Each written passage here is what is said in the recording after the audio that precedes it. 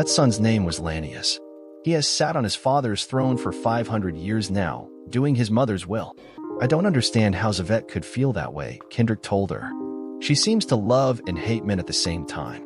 She seems to revel in destroying marriages. Lucien smiled and said that, "My Lord Darkane is a tale for another day." He looked down at the board and said, "And so is this rather vexing game." Kendrick nodded. Something about telling the tale had struck a nerve in the young priest. "As you wish. When can I expect to see you again?" He rose from his chair. Lucien smiled and said, "In a week or so. If I appear too often, the guards will get suspicious, and right now, keeping Lanius in the dark is for the best." He paused and then asked, "May I confer the blessings of Cirrus upon you before departing?" Kendrick nodded and bowed his head. "I would be honored to believe that anyone, had my best interests in mind." Lucien chuckled, touched Kendrick over the heart with the sprig of mountain ash, and said, "You have no idea, my Lord Darkane. May Lord Cirrus' hand watch over and keep you." With those words, Kendrick felt that spark of hope he'd felt earlier begin to catch fire.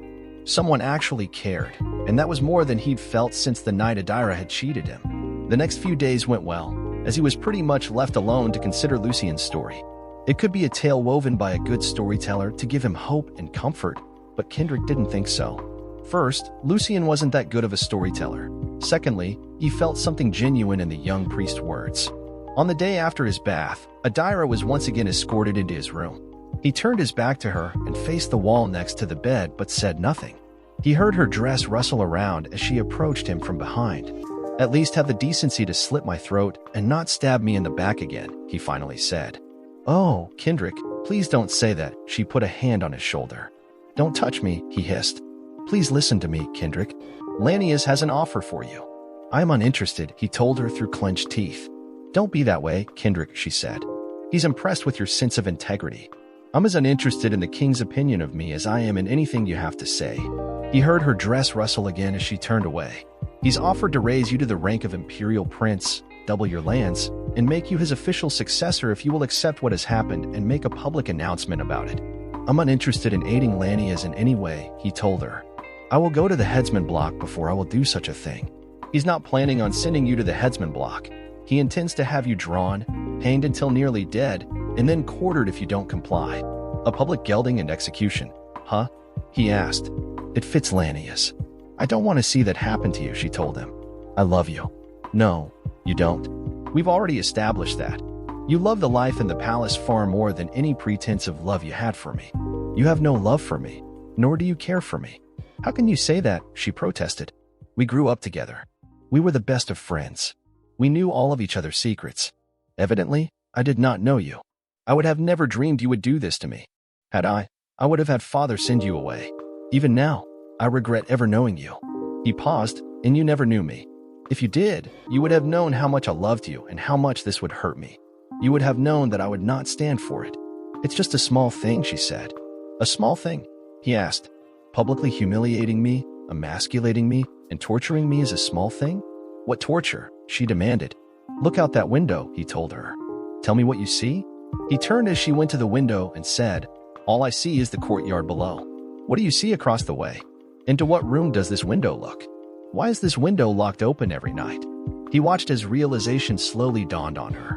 "Fortunately, I was unconscious from the beating the king gave me for the first week. But since then, I've been keenly aware of that room every time he visits it. He makes sure of that." "What is a small thing to you?" Tears directly at my heart. "I loved you, AITA. You were my best friend and wife and my lover. I loved you with all my heart. Now I'm learning to hate you. I'm learning to despise the very breath that keeps you alive." "I'm sorry," she said softly, her hand over her mouth. "Do you know what I regret the most about the night I fought Lanius?" She shook her head as tears streamed down her cheeks. "That I didn't direct my first levin bolt at you.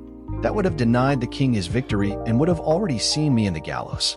Better to die a murderer than live as the king's cock." "Don't say that, Kendrick," she told him. "You can't mean that." "I do, AITA. You've destroyed me. Now, I want to destroy you and Lanius before I die." "But," she protested, "you love me. There's a fine line between love and hate, AITA, and you've pushed me over it. But I hope by the time I die that my hatred becomes indifference. That's the true opposite of love, indifference. Every night, I pray to the gods that they might grant me that indifference." "Kendrick, Please, she protested. Think about Lania's offer. He stopped a moment. This was an unusual offer. Lanius almost never bargains with his cucks. What's going on? He asked. The king's lords have become difficult. What you did is given them some idea of the power they truly hold. They control the kingdom's purse strings, and they've been dragging their feet. You've ignited the anger and resentment in their hearts, and they are starting to move against him. There have already been several accidents. Accidents? He asked. Several of the honored consorts have had accidents. Lord Pruitt has confined Lady Talia and her child to his estate by the sea and has openly taken a mistress. Lady Lorange and her 3-year-old son died when a bolt of lightning hit their carriage on the road from the palace. A ship went down in the Western Sea with 3 of the honored consorts and their children.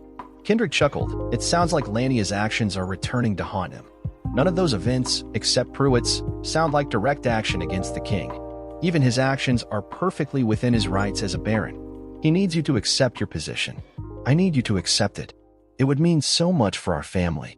Think of the good you could do as a prince of the realm. And the cost being such a little thing. My pride, manhood, and dignity. Sarcasm dripped from his voice. He shook his head. No, I will not sully my father's name by becoming the king's pet lapdog. Tell Lanius that my execution will be a release from the stain he's put on my name and my pride. He will break you, Kendrick, she protested.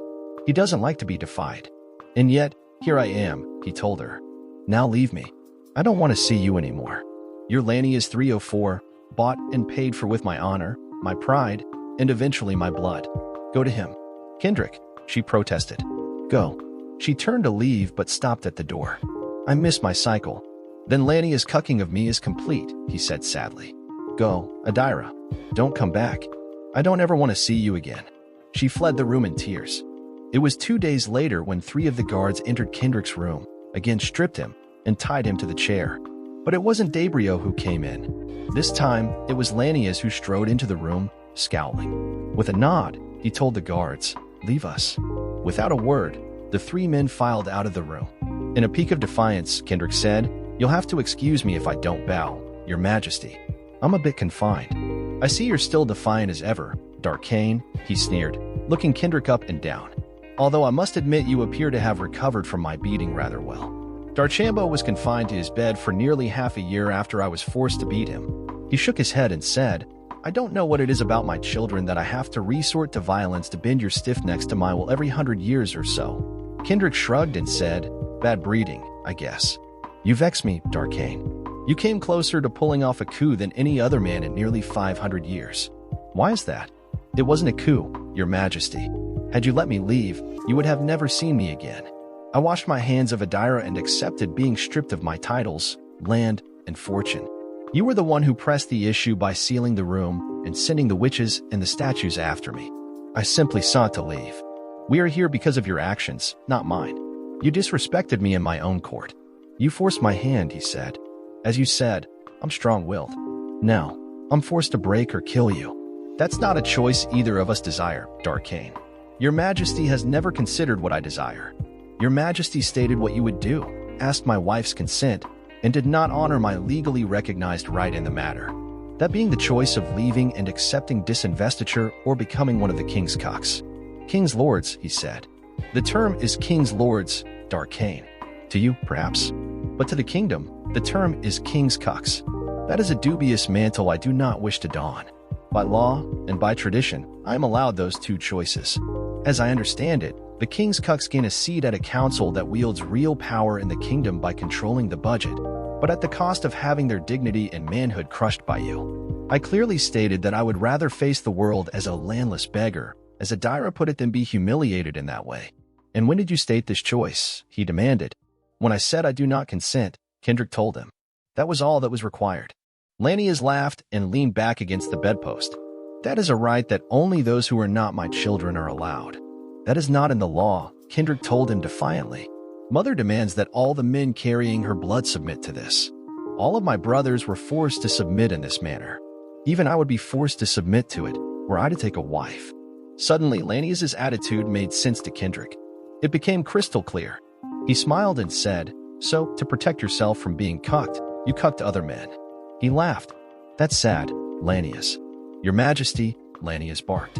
You will address me as your majesty or as father." Kendrick twisted the knife. "You are neither majestic nor are you my father. You have no idea how to be either one. You're simply a scared little man who is lashing out to keep from being a victim." The backhand nearly broke Kendrick's neck. As it was, it hurled him across the room into the wall beneath the window. As Lanius picked him up by the throat for a second beating, Kendrick saw across the space between towers, AITA watching what was transpiring. He smiled to himself as blows rained down on him until he blacked out from the beating. Kendrick had no idea how long it was before he awoke again, but Lanius didn't bother sending his healer this time. At some point in the beating, the chair must have broken, as when he awoke, Kendrick was forced to extricate himself from what was left of it and crawl his way to the bed, pieces of the chair still bound to his arms and legs.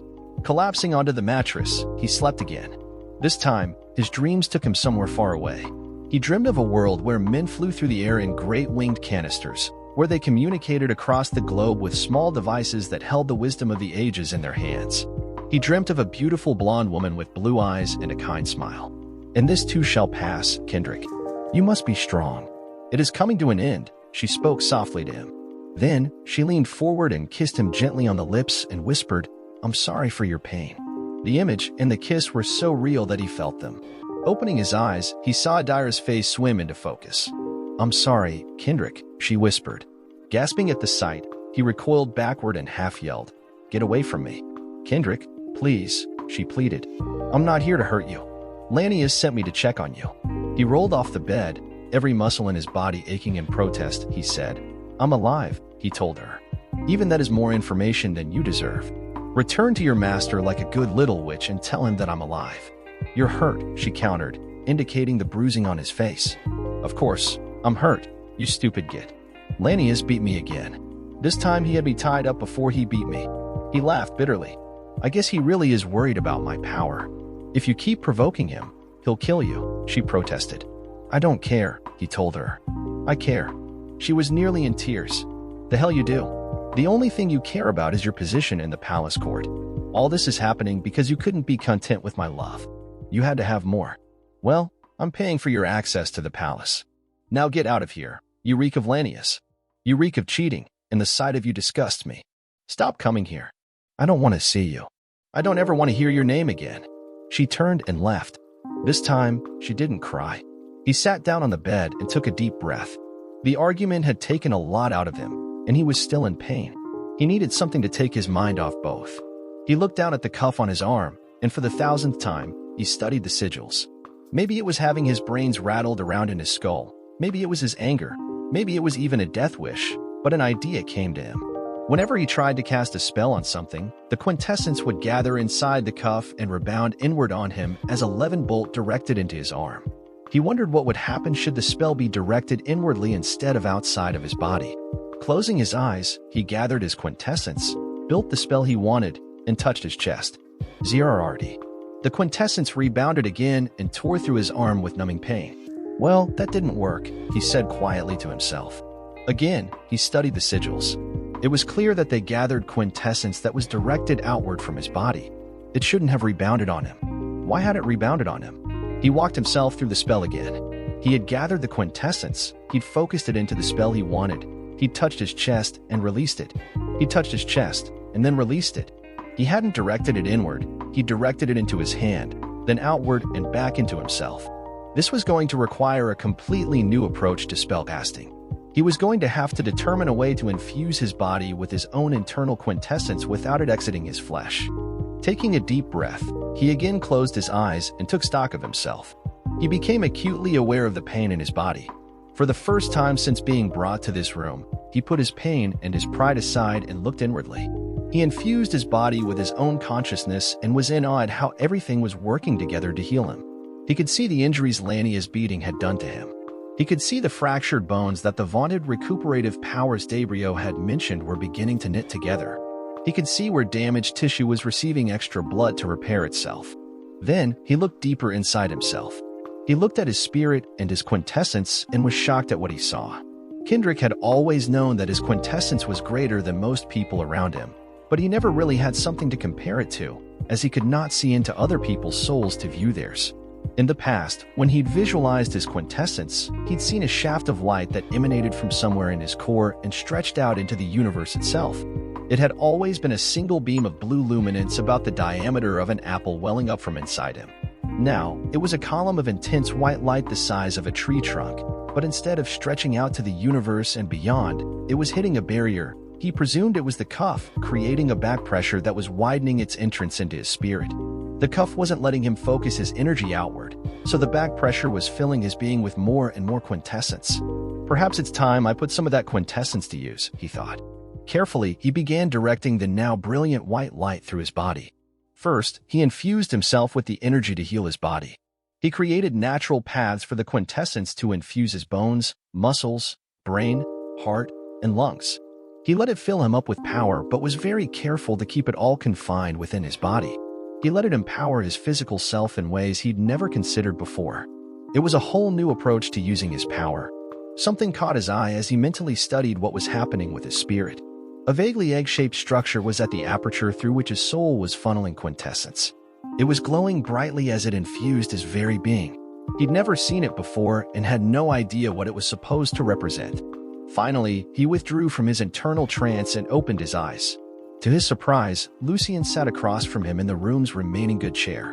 He was smiling mischievously. "How long have you been there?" Kendrick asked. "Perhaps half an hour," the young priest told him. "Do you feel better now?" Kendrick checked his body and, much to his surprise, found that he was now completely healed. He smiled and said, "I do." "Good," the priest said as he picked up a small vial from the table and said, "Then you won't be needing this." "What is it?" "A healing draft," he told Kendrick. "It's a vile-tasting concoction, but it works well." He slipped it into his pocket and then looked at the table where the game they'd been playing was now scattered across the floor. Recognizing the look, Kendrick said, "I'm sorry, but Lanius wasn't too interested in preserving our game on his last visit." Lucien nodded and said, "So, I've heard. But the game wasn't that important." He adjusted his tunic. "I've come to finish our tale. I think that soon you will find a way out of this prison." "Really?" Kendrick asked. "I think so," Lucien told him. "You've got a quick mind now that you aren't thinking with your pride." Kendrick let that pass and nodded toward the game. "Would you like to continue with that?" Lucien grinned. "Not really. The game was irritating and distracting us from what was important." "Which was?" "The tale," Lucien replied. "Or maybe the tale was distracting us from the game?" Kendrick teased. "You are perceptive, Lord Darkane. But then, I think you come by that naturally." "There's something you're not telling me," Lucien, Kendrick said. "A great deal, actually, but some of that will come in time. There are some things you need to discover and develop on your own, and without outside interference." "You're no ordinary priest, are you?" Kendrick asked. "We both know the answer to that." "Who are you?" Lucien gave him a wry smile and a slight nod. "A friend, perhaps a patron, and maybe with time, more than that." Again, he adjusted his tunic and then said, "You asked why Zavet seems to despise marriages and good relationships." Kendrick nodded. "I did. Now, this is just a personal theory, but it goes back to the origins of the gods. I'm intrigued. Many scholars have noted that there is a cycle with the birth of gods. The first to appear are the giants. The peoples of the Western Isles call them Formorians, those of the North call them Jotuns, and the inhabitants of the Southern Isles call them Titans. I like the latter term. Either way, before the gods, there were the giants or Titans. They gave form to the land and the sky, and represent the very embodiment of those ideas. You cannot destroy the Titan of the sun because in doing so, you would destroy the sun itself." "I think I understand," Kendrick told the priest. "Well, the second generation of Titans are the godheads of the pantheons. They are Titans who intermarry, usually brother to sister, and produce the gods. The gods are powerful elemental forces, but they are not the embodiment of those forces.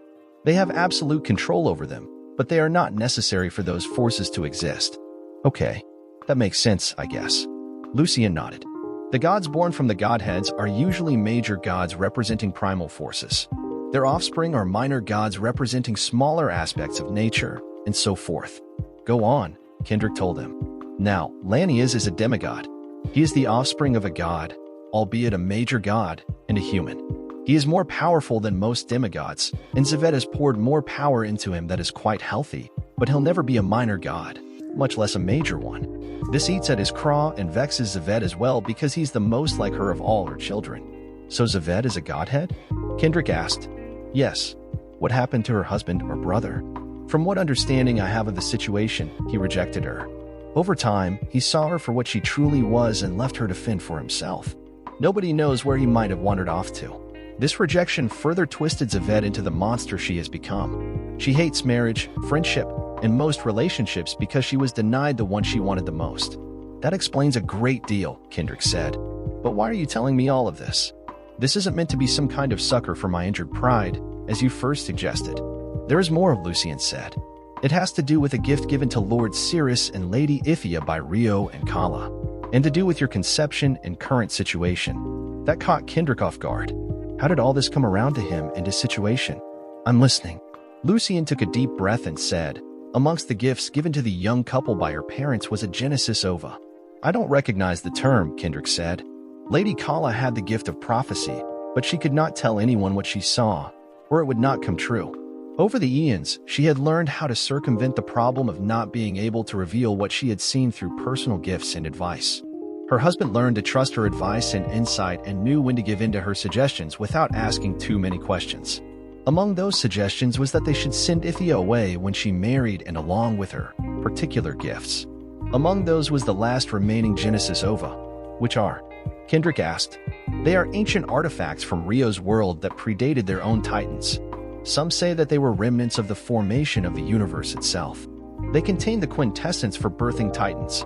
Lady Kala explained this to Lord Cirrus and explained that if the quintessence contained inside it were to be applied to any being with divine blood, that it would rewrite them into primal titans.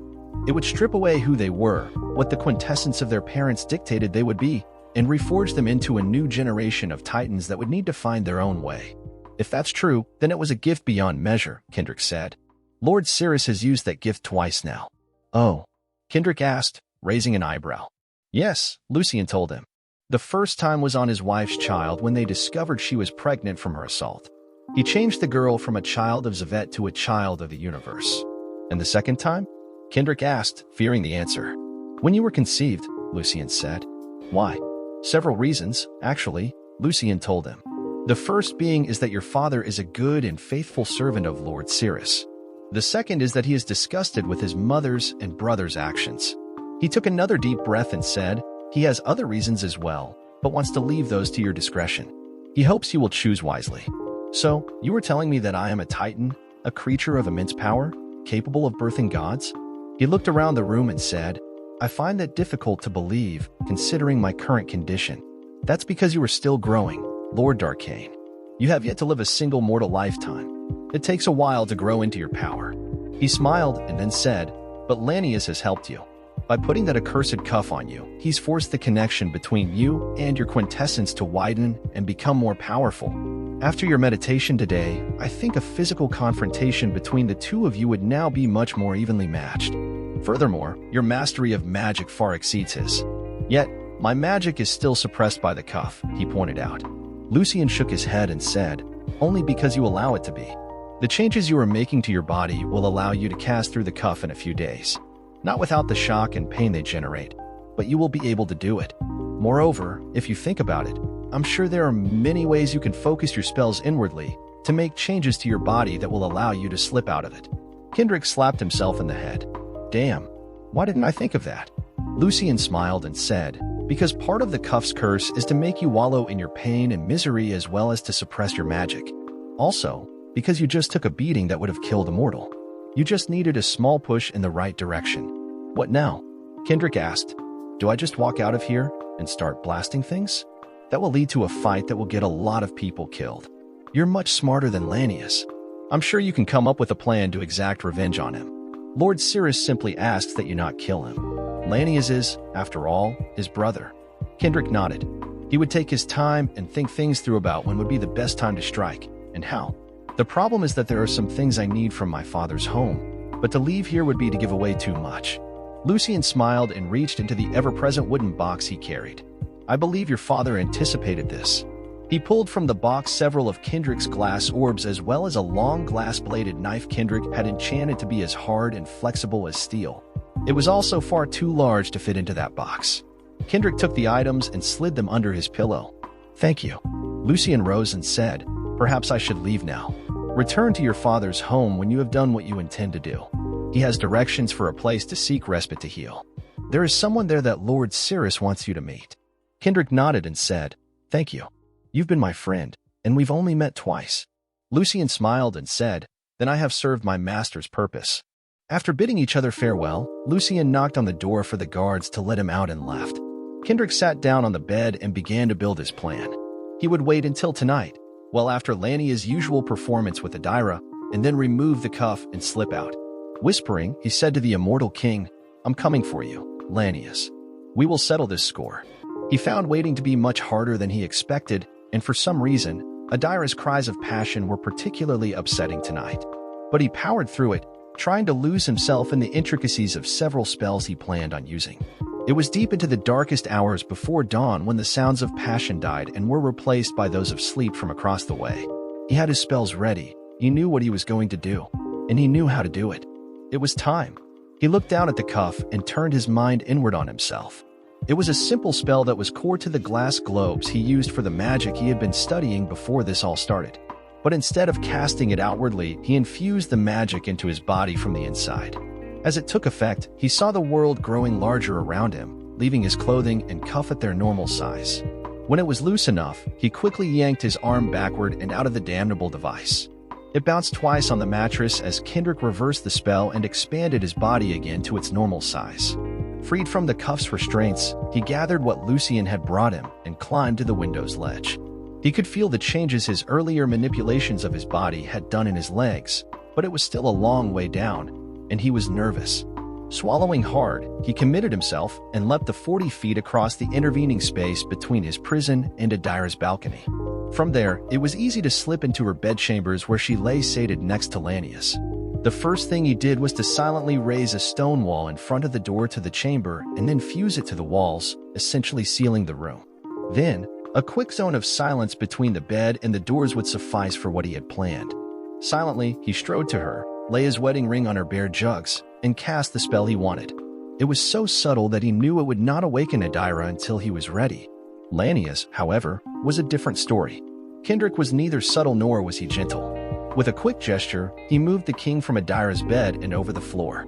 Then, he brought the stone up from the floor, sealing the man's splayed arms from shoulder to wrist in 10 inches of granite. He did the same thing with his legs from mid-thigh to calf. He wrapped his mouth in a band of steel-hard glass and then kicked him hard in the testicles. Lanius tried to roar in pain, but the band across his mouth silenced him. Kendrick watched as the man who'd tortured, beaten, and cucked him arched his back, struggling against the mystically reinforced stone restraints. A movement to his right caught his attention, and he saw AITA's eyes open in confusion. "Good, you're both awake. Now, we can begin." "Kendrick," AITA asked, her eyes wide. "No screaming, AITA, or I'll have to silence you the same way I did, this piece of snake dung." For emphasis, he kicked Lanius in the balls again. Her eyes grew wide with fear, and she nodded. "How did you escape?"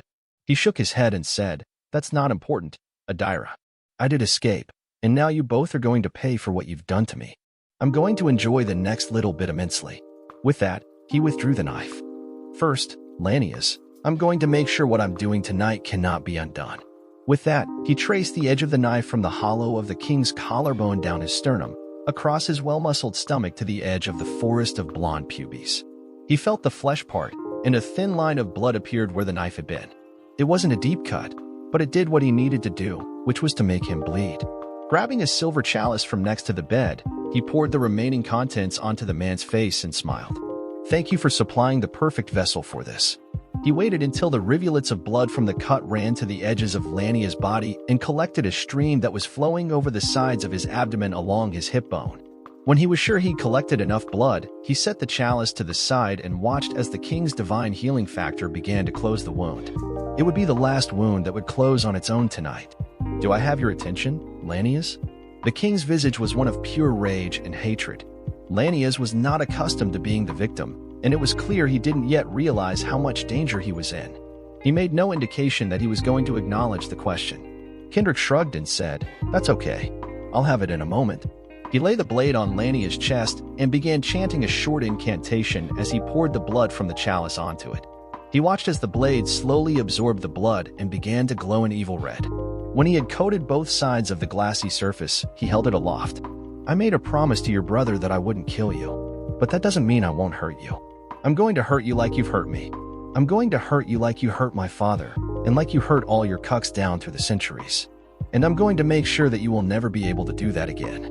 With that, he walked around Lania's leg until he stood between the man's thighs and held up the blade. "With the blood and quintessence I infused into this blade, it means the wounds you receive tonight will never heal, and not even your mother will be able to undo it. What one god does to another can only be undone by the one who did it. And since this is the realm upon which you were born, this is the realm where you can die the final death. Keep that in mind, Lanius." It was at this point that Kendrick realized that he might be just a little insane. Oh well, if that allowed him to do what he needed to do, then so much the better. With his free hand, he reached down and grabbed the king's scrotum and pulled it and his testicles away from Lania's body.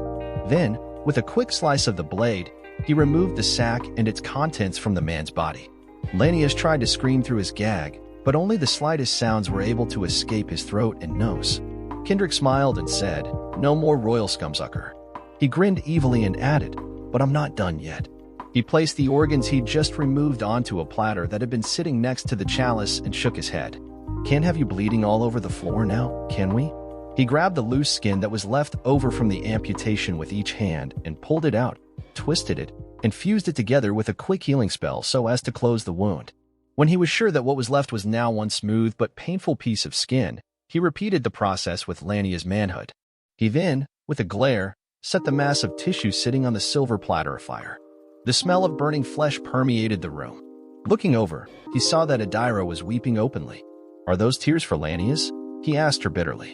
She shook her head and said, "No, they're for you, Kendrick. They're for what you've become. You mean, what you and he have made me. This would never have happened if you had simply loved me more than you loved your social standing. You chose this, not me. Kendrick, I never knew you would do this," she said bitterly. "You should have, Adira. You should have realized that your actions would have consequences." He turned back to Lanius, who was futilely screaming into his glass gag. He smiled at the king and said, "I'm not even close to being finished, Your Majesty. That was what you insisted I call you, wasn't it? Your Majesty. But don't worry, you aren't going to die tonight. But rest assured that no woman will ever look upon your face favorably again." With that, he placed the blade against Lania's face, sending a surge of white-hot heat through it. He began to burn large sections of the man's face, scarring him permanently. At one point, he dug out the king's right eye, cauterizing the socket. "Not much more, Your Majesty. Then I can turn my attention to my lovely wife." To Kendrick's surprise, Adira said nothing but simply swallowed as tears streamed down her face. Kendrick then turned to the king's right hand and drew his blade across the back of it, severing the tendons down to the bone. Again, he pulled the skin together, cauterized it, and smiled. He repeated the process on his left hand. "Just one more thing." With a wave of his hand, he caused the bindings to flip Lanius over so his back was facing upward. He felt down the man's spine until he found the vertebrae that he wanted. He slipped the knife into Lania's back and sawed his way through connecting tissue and the spinal cord beneath it. Below his waist, Lanius suddenly went limp. Kendrick smiled and said, "There. I hope that was particularly excruciating. But look on the bright side. You'll never feel anything below the waist again." He put his knife away and said, "Now, to my unfaithful wife." He walked around the bed until he was beside the woman who was once the love of his life. He smiled at her and brushed her tears away. "Don't worry, Adira. I'm not going to torture you. At least not physically." What are you going to do?" she asked. He noted that it wasn't fear he was hearing in her voice, but regret. He reached down and touched her stomach. "I'm going to give you another chance, in a manner of speaking. You will get a chance to raise your daughter, yourself, to be a better woman than you." "I don't." "Hush," he told her as he rubbed her belly and began the incantation. He picked up the knife and then pricked her thumb with it. "I thought you weren't going to torture me," she said bitterly. "I'm not.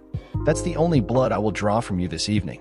The blade needs to know who you are so that it won't harm that part of your child." "I don't understand," she said, trembling. He smiled and laid the blade flat across her stomach and said the words for the spell. When the knife's glow shifted to a soft yellow, he grasped its handle and slowly pulled it straight up. A long tendril of red energy was drawn from her body and into the blade. "What did you do?" she asked, still unable to move anything but her head.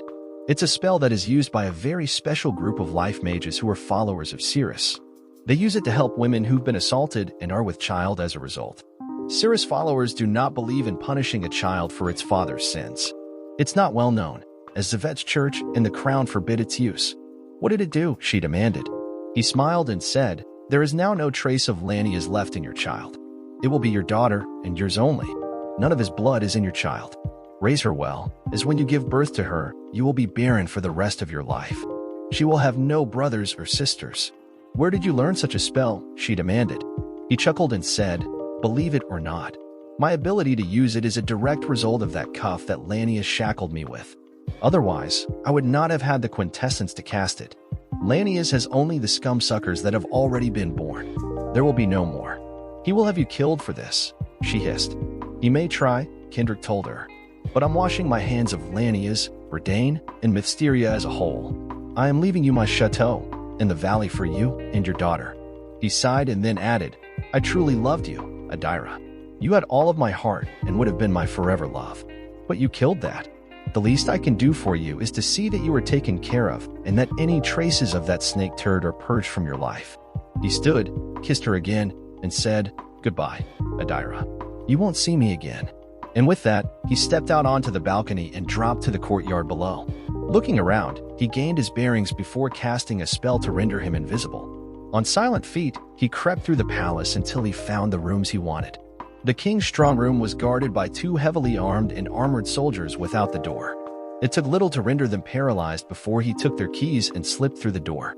Lighting the lamp, he looked around at the neat rows of gold, silver, and copper ingots and coins. He also noted several neat boxes of precious stones, gold objects d'arte, and even a few weapons. He pulled from his belt the bag he'd brought into the palace so long ago and charged the spells that still lay dormant on them. It immediately expanded into a large sack with an opening about 3 feet in diameter. He then went about stuffing coins, ingots, the objects d'arte, and precious gems into it.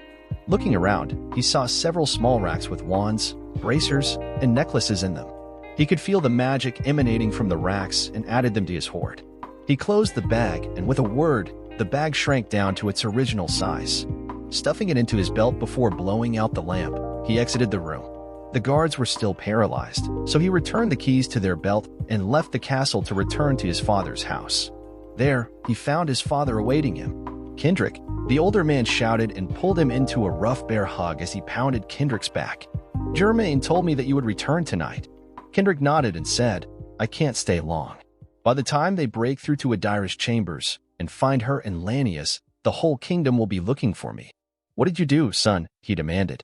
I took revenge for every man who's ever been cucked by him. I left him in a much sorrier state than I was when I went to the tower. I also did a few things to Adira. Nothing that really harmed her, but the child she carries will not be Lanius. It will be hers and hers alone. Silvare nodded his head and said, I've heard of Cirrus' cleansing spell.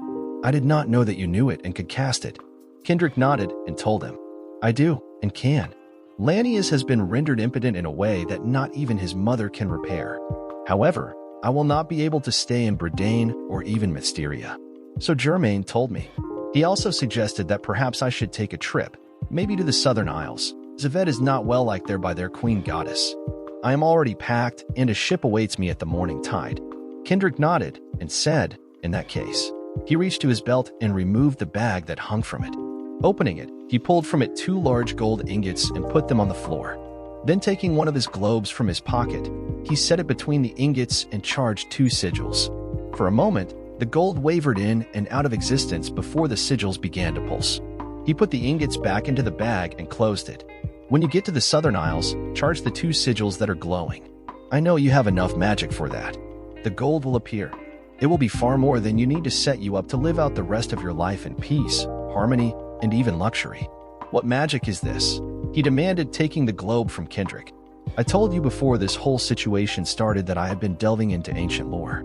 This is the result. Silvare said, I knew I was right about you, son. Kendrick shook his head and said, not completely, father. I've done some dark deeds tonight. I've seen justice done, but it has darkened my soul. I'm going to need to do a lot of thinking and healing to recover my balance. About that, his father said, Germaine told me to give you this. He said that when you have gathered the things you need, snap it, and it will take you to a safe place. There is someone named Carolee who will take care of getting you settled to where you can do what you need to do. He handed Kendrick a small glass eagle. Did he say where it is? Silvare nodded and said, someplace called Earth. Dear listeners, this amazing piece of literature has been shared by D. Wayne Harbison. Please share your thoughts in the comments section below. Also, you can support his work at Amazon. We will share the link in the description below.